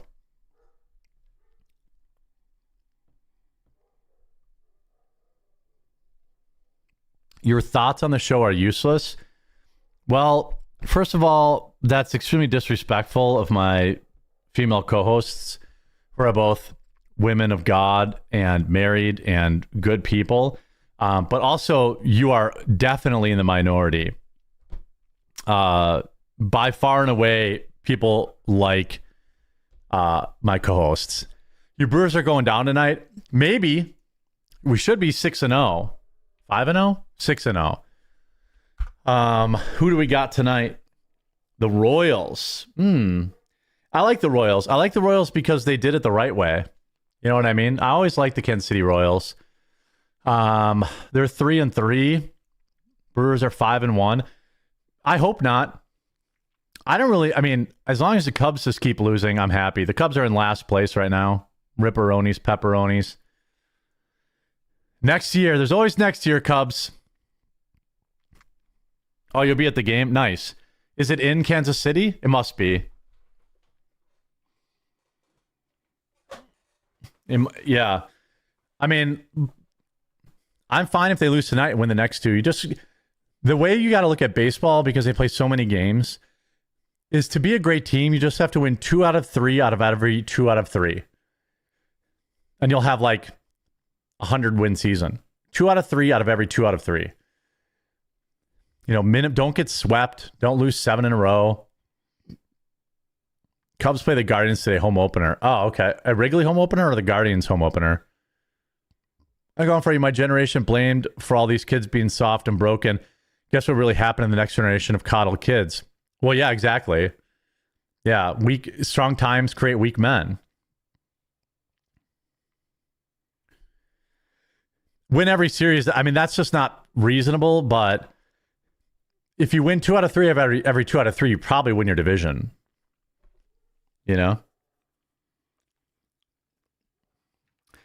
Luka Doncic got hurt. I love my Lakers, but I hate LeBron James. I checked out on basketball because the Bucks are so bad this year, and I got sick of the Giannis circus every night. Just trade him and blow up the team and start over. Like, every real Bucks fan, that's what we want. The Brewers start off against the White Sox. True. I say that as a Sox fan, unfortunately. Yeah, but then they played. They didn't play a scrub in their second series. The Brewers have the best pitching in baseball, and it's not even close. Yeah, someone just said the Brewers bullpen is the best in baseball. Yeah. But the problem with the Brewers is never their pitching. It's that they can't hit. Like, you need to be able to hit. Every year in the playoffs, we get to the playoffs, and we play other teams with great pitching, and we can't score any runs, and we lose every game 2-1. That's what happened against the Dodgers. That happened against the Dodgers twice to the Brewers. And LCS both times, I think, right? 2-1, 2-1, 3-1. Not enough runs. Wisconsin sports are dead. Are you on crack? If you like, I will place a bet that the Brewers win the division, and so do the Packers. Would you like to place a friendly bet on that? Bucks, they're dead for at least 5 years. Yeah, and they choke in the playoffs. Yeah, well, they're our bats just go completely silent. Like, Yelich can't hit in the playoffs. All of our great bats. Churio was hurt last year, but he, you know what I mean? Like, that's the Brewers' MO, When life hands you stolen lemonade, make Don Lemon out of it. That's true. Baseball is boring. I disagree, but I like baseball. I like baseball as like a background thing. I can't sit and just watch the game unless I go. I can't watch it on TV. Brewers peaked during their winning streak last summer, limped into the playoffs. My dude, they almost had 100 wins. Are you crazy? Are you crazy right now? They almost had 100 wins. What was their record last year?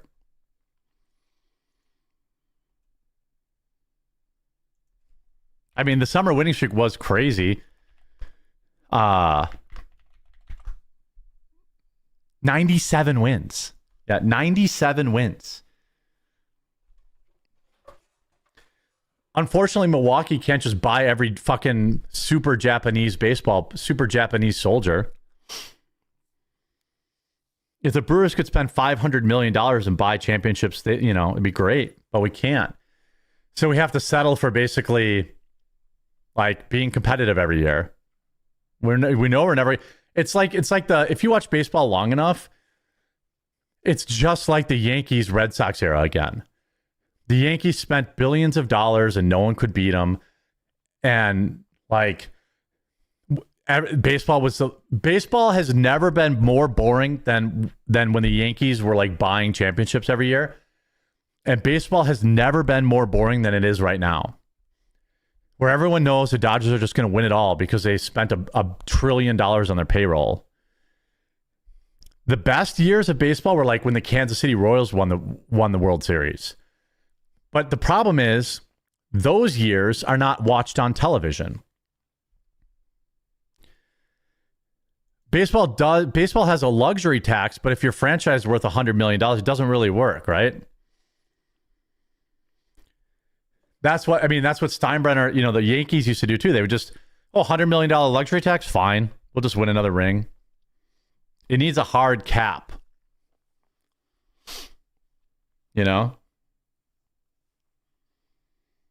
Like the best years for baseball for me were when like the Guardians were good. Sorry, the Cleveland Indians or Kansas City. Or I thought last year Brewers baseball was the best ticket in town. A literal roster of nobodies pulling off 100 wins. The steroid era was fun too for a while. The steroid era was fun, yeah. I like the everyone who's a Dodgers fan, like I don't hate you for your team having money, but like there's also the Mets who spent $1 billion and sucked ass. So spending money doesn't necessarily mean you're going to be great.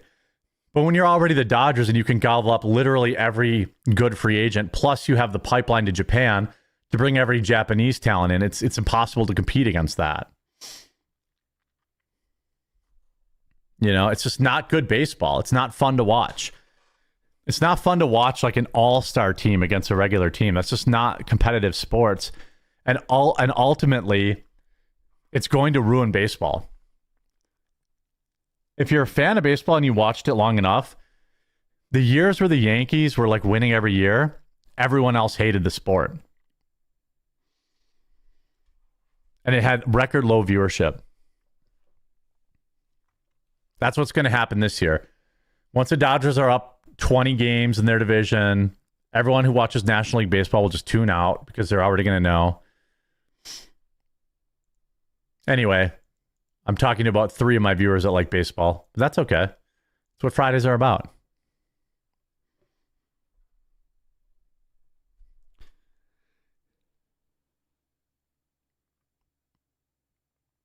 Mm-hmm.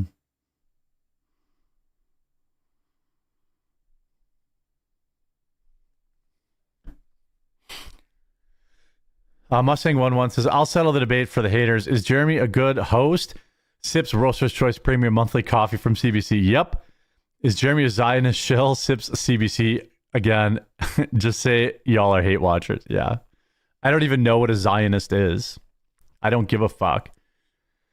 We really, the mid to late 90s had low viewership till 98 because of the 94 lockout. The lockout did kill baseball. That's why I think they turned the other way during the steroid era, to be honest. I think that's why they turned the other way and just let Mark McGwire and Sammy Sosa juice to the moon. Because nobody, the strike killed the sport. Viewership anyway. It was just so ridiculous. Like watching Mark McGwire. Like Mark McGwire's hat size increased by 6 inches. People's heads don't get bigger physically. That's not a normal physical like reaction to aging. The steroid era was justified and they should not be banned from the Hall of Fame.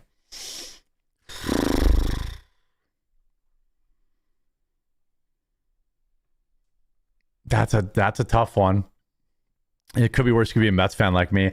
Oh yeah, I mainlined Frank the Tank raging about the Mets, especially when the Brewers played the Mets. That was good content. The Mets they're very unlucky. I would say I disagree that I think that Mark McGwire and Barry Bonds should not be in the Hall of Fame, and Sammy Sosa. None of them should be in the Hall of Fame, and that their home run records should have asterisks. Now, if you're going to say let them in, fine, then let Pete Rose in too. Like, I wouldn't really care because, like, I think Major League Baseball let them juice, and just let it go on. So in that argument, if baseball let them do it, then they should be in the Hall of Fame, I'll be stuck in this hellhole Chicago, but I do love the White Sox. I grew up loving the White Sox because of Frank Thomas and Alberto. What was the other guy? Frank Thomas, and then they had Albert Bell, I think. When I was young, I loved that Sox team.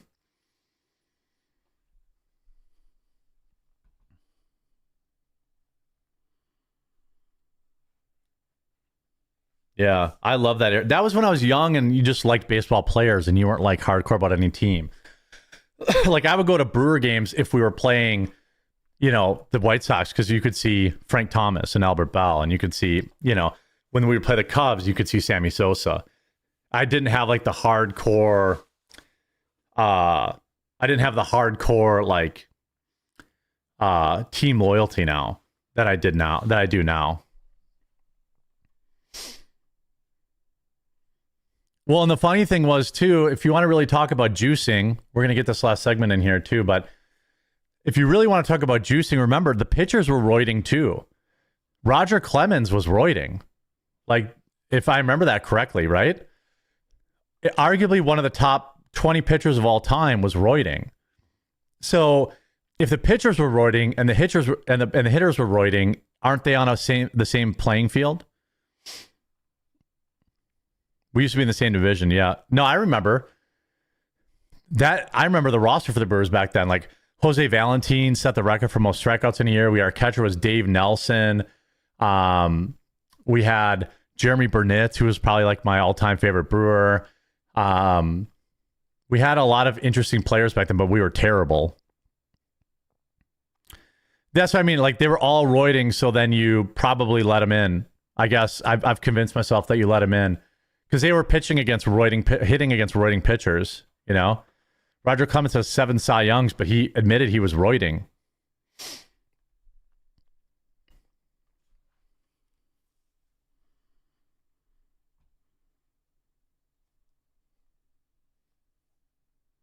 Isn't it crazy that, like, this is the last sports thing I'm going to say. Isn't it funny how, like, if you're a longtime sports viewer, either baseball or football, you'll understand this. Isn't it funny how, like, it seems like in an instant, every kicker in the NFL could drill 60-yard field goals, and now, like, every team has an ace that throws over 100.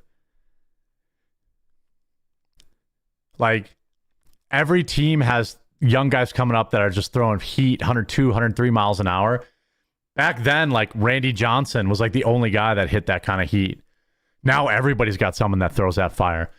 And in baseball, and in football, where the hell did all these kickers come that are drilling 55 to 60-yard field goals guaranteed every time? That just happened like overnight. And the same with baseball.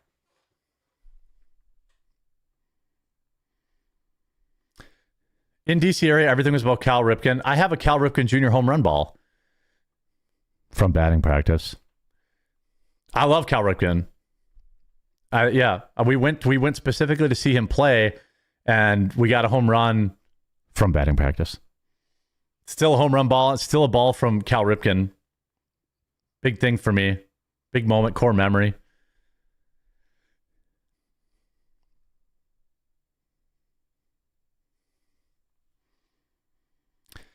Yeah, and they all get hurt throwing that hard. Yeah, they all throw like Paul Skeens is never going to have a 10-year MLB career. The Miz in Milwaukee is probably not going to be good for 10 years. He'll be a starter for 2 or 3 years, have his first Tommy Johns, and then become a reliever. You know? All right, let's get into this. Don Lemon, international news reader, potential felon, is on a media tour right now, absolutely humiliating himself, talking about how he wants to run for president and his treatment in jail, even though he was given special treatment in jail. This guy is a perpetual victim who is completely unable to be honest about anything. And he just keeps humiliating himself over and over and over and over and over again. And like, at some point, a normal person might start to feel bad for them, but that's not me. This guy is one of the most dishonest liars in history. He hates Americans. He wants our borders to be invaded. He wants special treatment for anybody who's not white. He's a real piece of garbage. And these 2 interviews are hilarious. And we'll get into that after a super quick word from this video sponsor, and that's Rumble Wallet. You already know why people are moving to crypto. But here's the problem. Most wallets still plug into the same system we're trying to escape in the first place. That's why Rumble built Rumble Wallet. It's a self-custodial wallet that lives inside an ecosystem that actually defends free speech and financial freedom. No bank holding your balance. Not even Rumble can touch your funds. This is your money on your keys on your terms.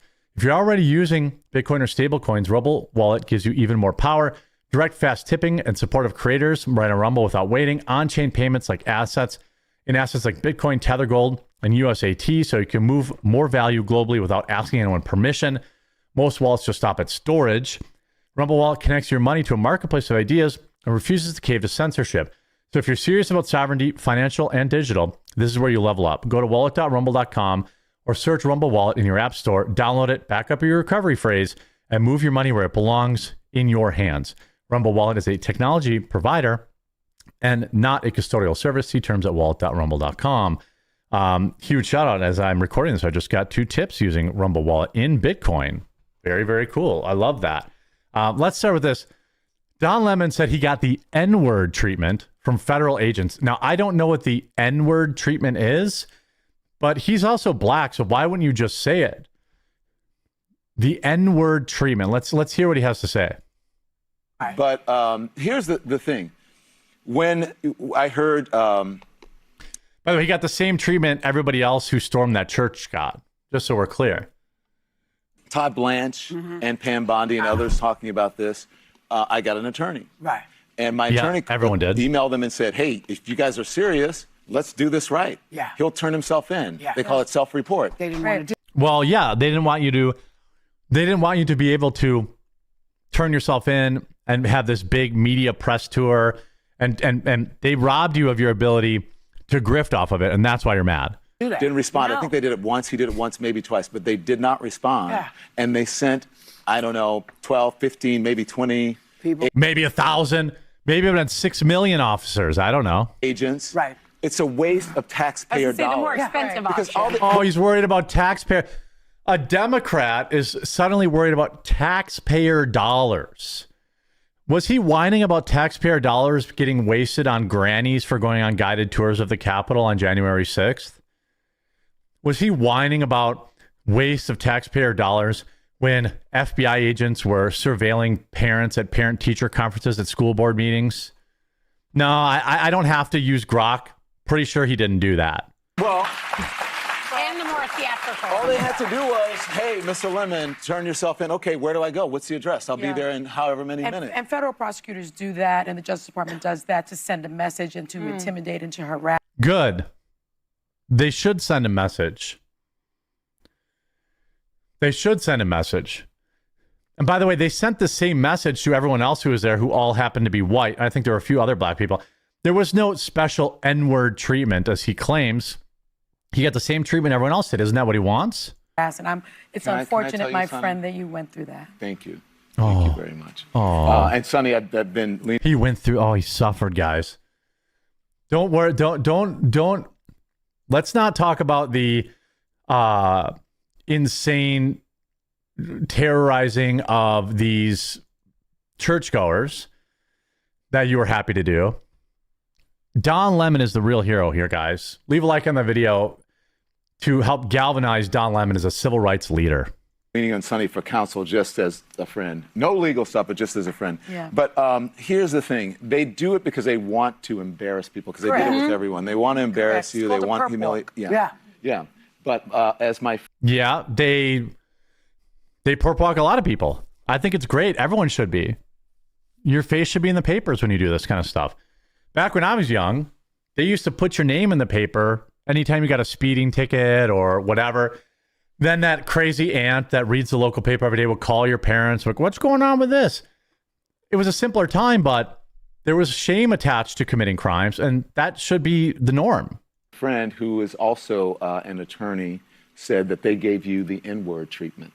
Yes. Yes. Oh, yeah. They've only ever perp walked black people. They didn't perp walk those Terrys in New York. They didn't perp walk Luigi Mangione.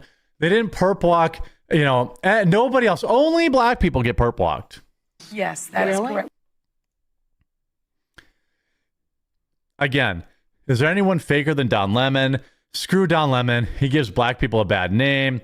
This guy who mocked believers for years now demands special treatment when he disrupts the house of worship. His frantic pivot to the race card shows the bankrupt playbook these media elites rely on. They preach accountability for everyone unless it applies to them. I don't believe a single word that comes out of his mouth. Juicy sommelier 2.0. I mean, you act a certain way, you get treated a certain way. Now here's Don Lemon saying he wants to run for president. Pay cut. But it's not about money for me. It never was. It was about control. We know this. So do I ever think about it? Yes. Could it happen? Yeah, it could happen. Running for president. Oh my God. Please, Don Lemon. I am begging you. Please, please, please run for president. Please, I am begging you in every conceivable way to please run for president. By the way, wherever you're watching this live, please do make sure you click through to the channel and you follow us, because we aren't always on the homepage when we're live streaming. And without notifications turned on, you generally won't find the live stream. It's kind of hard to find us. So hopefully you'll do that. I digress. If the opportunity presented itself, the right opportunity presented itself. Look, if I wanted to, I know people are going to think I'm crazy. This is going to be the headline, and people You are crazy. Yeah, go on. are going to laugh about it. I think I could be president of the United States. I could. Oh, yeah. Hey, if Barack Obama could do it, Don Lemon can do it. Of course. If Barack Obama can do it, Don Lemon could do it. He would only run to get the campaign donations. That's obviously the reality here, but, I digress. Definitely run this country better than Donald Trump.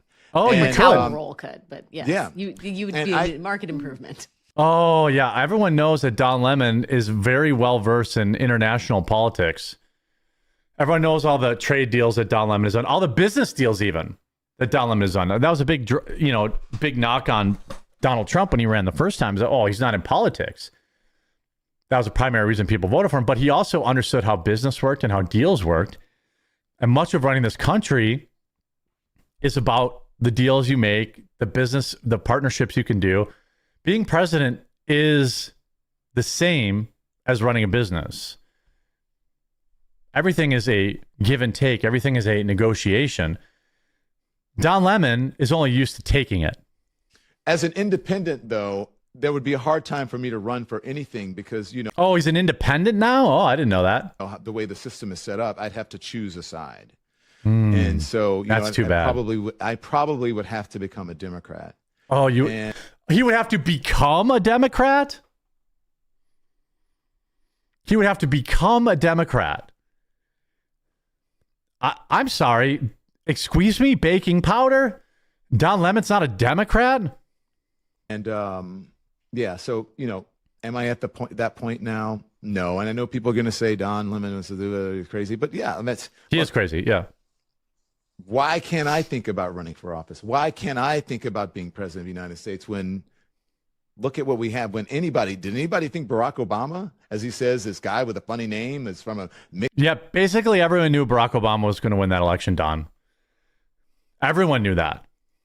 You're joking, right? Barack Obama was never at any point not the odds-on favorite to win that election. Background, did anybody ever think that he would become president? Yes, everyone thought he was going to win that election. That he had that aspiration. I don't have an aspiration to become president, but I do think that I could run this country a lot better than Donald Trump. You know what else I think that I could run better than most people? Well, tell me. And I was talking a getting plugged business. We talked to my husband about that. A catching loads business. A news organization. Because you were a top talent at CNN, which is now basically completely destroyed. You had no input at all. You had no input at all about what happened at CNN. It just failed in spite of you. You have a dead YouTube channel that is, essentially view-botted. Nobody watches your content. But yes, tell me more about how you could run a news organization, you delusional lunatic. I was there. I've been in the game for so long, and I'm not interested in being, the anchor out front. I could come in and fix the bulk of their problems and lickety-split in no time flat. Do you know what the primary problem is in the news industry, Don? I know you don't know this. Dishonesty. People tuned out of mainstream news because they figured out through social media and other content creators that they were lying to them. They destroyed their own credibility. This was essentially exactly what you did, Don Lemon. You were never impartial. You were a hack. So if you think taking that hackery into another news organization, I mean, sure. I'm an accelerationist with news corporations. Let them die. This is a guy that was making $20 or $30 million a year, and CNN decided to continue to pay him to keep him off their airwaves. But yeah, tell me how you'll fix the news. Don is a delusional idiot, and I thank him for his takes. Let me see. I got a couple of viewer messages to get at here. What's everybody doing this weekend? Yuki Wartu says a good kicker can still mess things up. Forever punished Mets Bills fan. Oof, yeah. Well, look at the Packers. We haven't had a consistent kicker since Chris Jackie, and it lost us at least 2 games last year. Wood 90720 using Rumble Wallet, tipping me in Bitcoin. Very cool. Just checking in. What's going on this weekend? Well, it's Good Friday today. My wife is working on her plane right now. She's got a trim tab that is broken, so she had to fly it to a different. She had to fly it broken to a different airport, and that has the tools to work on it. And then she's there working on it right now. So I should actually. Oh, she's typing right now. How's it going? So I'm, I want her to get home safe. I want her to fix her plane. So that's kind of our weekend plans, because if she can't fly it back, then I have to drive 2 hours to go pick her up. So there's a lot of reasons I want her to be able to fix it. Mason Crosby was a great kicker. He was good, but he went through his yips too.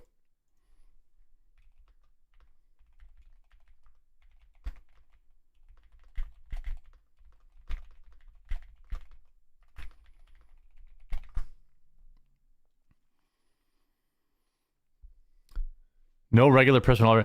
Oh, on the way back. Oh,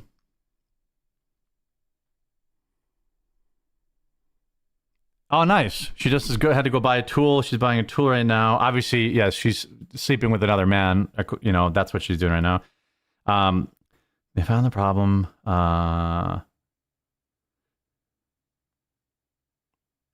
Okay. Wait. Oh, cool. Okay. All right. All right, cool. She's got to order a part or drive to a different airport and find the part. We used to have a Cessna 206 that my dad flew. Cost you to fix anything. Yeah, she flies an RV-12, and it's not. I mean, the thing is, it's this will probably, like 2 or 3 people in chat might know the difference here, but her plane is an SLSA, which means even though it's an experimental, which you could normally do all your own work on, which she knows how to do, because her plane is technically an SLSA, not experimental version of that plane, she has to have the work done by certified mechanics. So it gets expensive, Now, there's been a few things that got fixed along the way, magically in the hangar. But for the most part, you have to take it to like a certified mechanic. Otherwise, and then they really stick it to you then.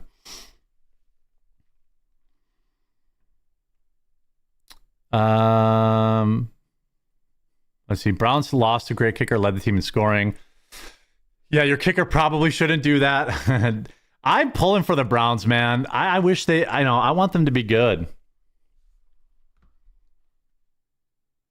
I want them to be good.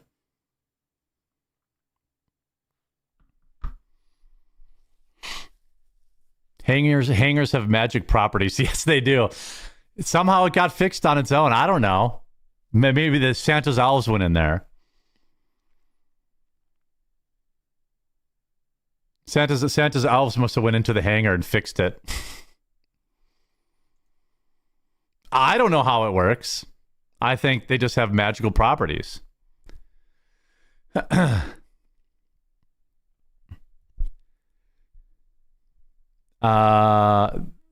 The phone chats are the DoorDash arriving. No, I'm not having DoorDash today. We're going out for sushi. But I'm glad that you're tuned in. Always want an RV5. She wants an RV7 or 9 now. I don't know. The one that's aerobatic. So she can do loops and stuff like that. The problem is there's like a 2-year waiting list on them. But that'll be her next plane. Is one that she can do loops and do aerobatics. Because it has to be rated for it. I mean, she could technically do some stuff in the plane she's got now, but it's the 7 or the 9. I get it confused. I'm not a plane guy,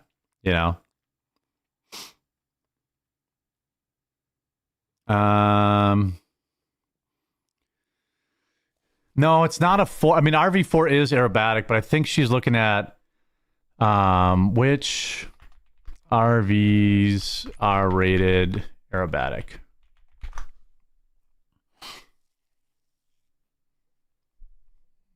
Is it the 8? Oh, it might be a 7 or 7 Alpha. I forget. We looked at them at the EAA, and then we were going to go to Oregon and fly one. Can we get a live stream of you skydiving while you're doing the show? Her plane does not go high enough to skydive out of.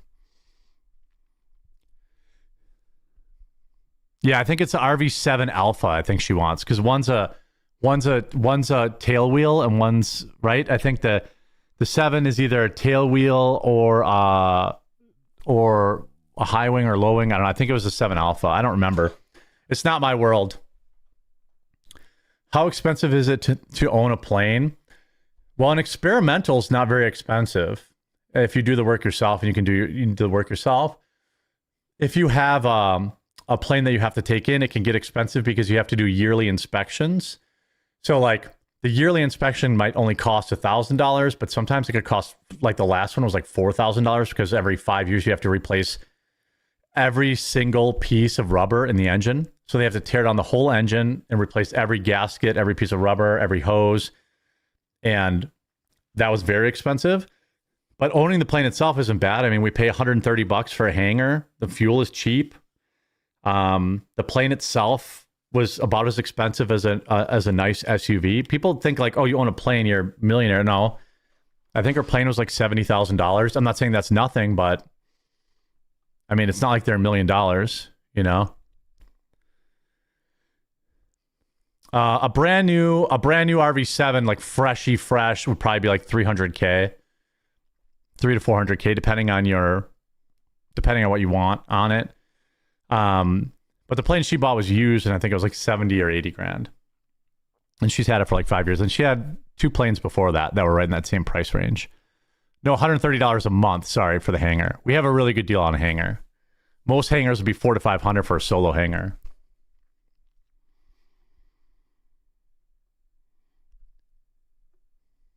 Tell my wife it's either a horse or a plane. Yeah, it's one of the two. Get a turboprop. I mean, whatever she's into is fuel may be cheap in Wisconsin. No, it's just avgas. Plane, it's like $4.50 a gallon or something like that for avgas. It's about the same price as regular gas, a little more expensive. It's just a hobby. She flies. She'll fly up to like Door County or fly to Minnesota to go to the mall, or fly to, Kentucky, or fly to, it's just something you do. I would say it's similar to like owning a classic car, for her anyway. Like she goes on her Sunday drives. Like I like to take my cars out on Sunday. She likes to take her plane out,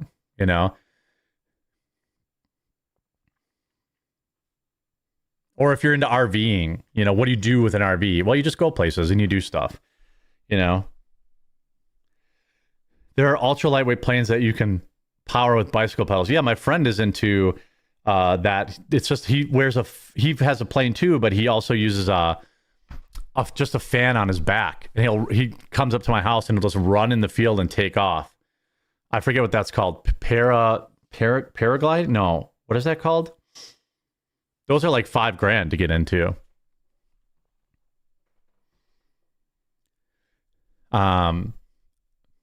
I forbade my wife from doing that. That's just too dangerous. Turboprops use jet fuel. Okay, well, yeah, that would be. If you look at like a cheap Cessna, you could probably get for like 50 to 60 grand, maybe 40. The Mall of Somaliland. Yeah, well, she hasn't gone there in a long time. I have a 1963 split window. That's cool. No, ultralights are planes. My first wife's plane was an ultralight. This is not paragliding, I don't know what the hell it is. It's nuts. I can't think of the name of it. I always wanted to build my own helicopter. That's a task. Becoming a helicopter pilot is also very expensive. Yes, that's what it is. At a go-kart with a helicopter propeller. Oh, those are trikes. Paramotor. Thank you, King of Cats. Yeah, paramotor. That's like the cheapest way to get into flying, but I don't even call that flying. That's just crazy dangerous. Trikes are really popular. They look like a little motorcycle. And then there's a fan on the back and then a wing. Those are wild. Those are really popular with like boomers. Older people love them. So with that, I wish you guys a great Good Friday and a happy Easter. I'm going to send you over to Dr. Disrespect, see what he's up to today. And I hope that we'll see you back on Monday at 2 Eastern. I'm sure we'll have tons of news. And we'll have Hannah Claire. And Wednesday we'll have a guest. And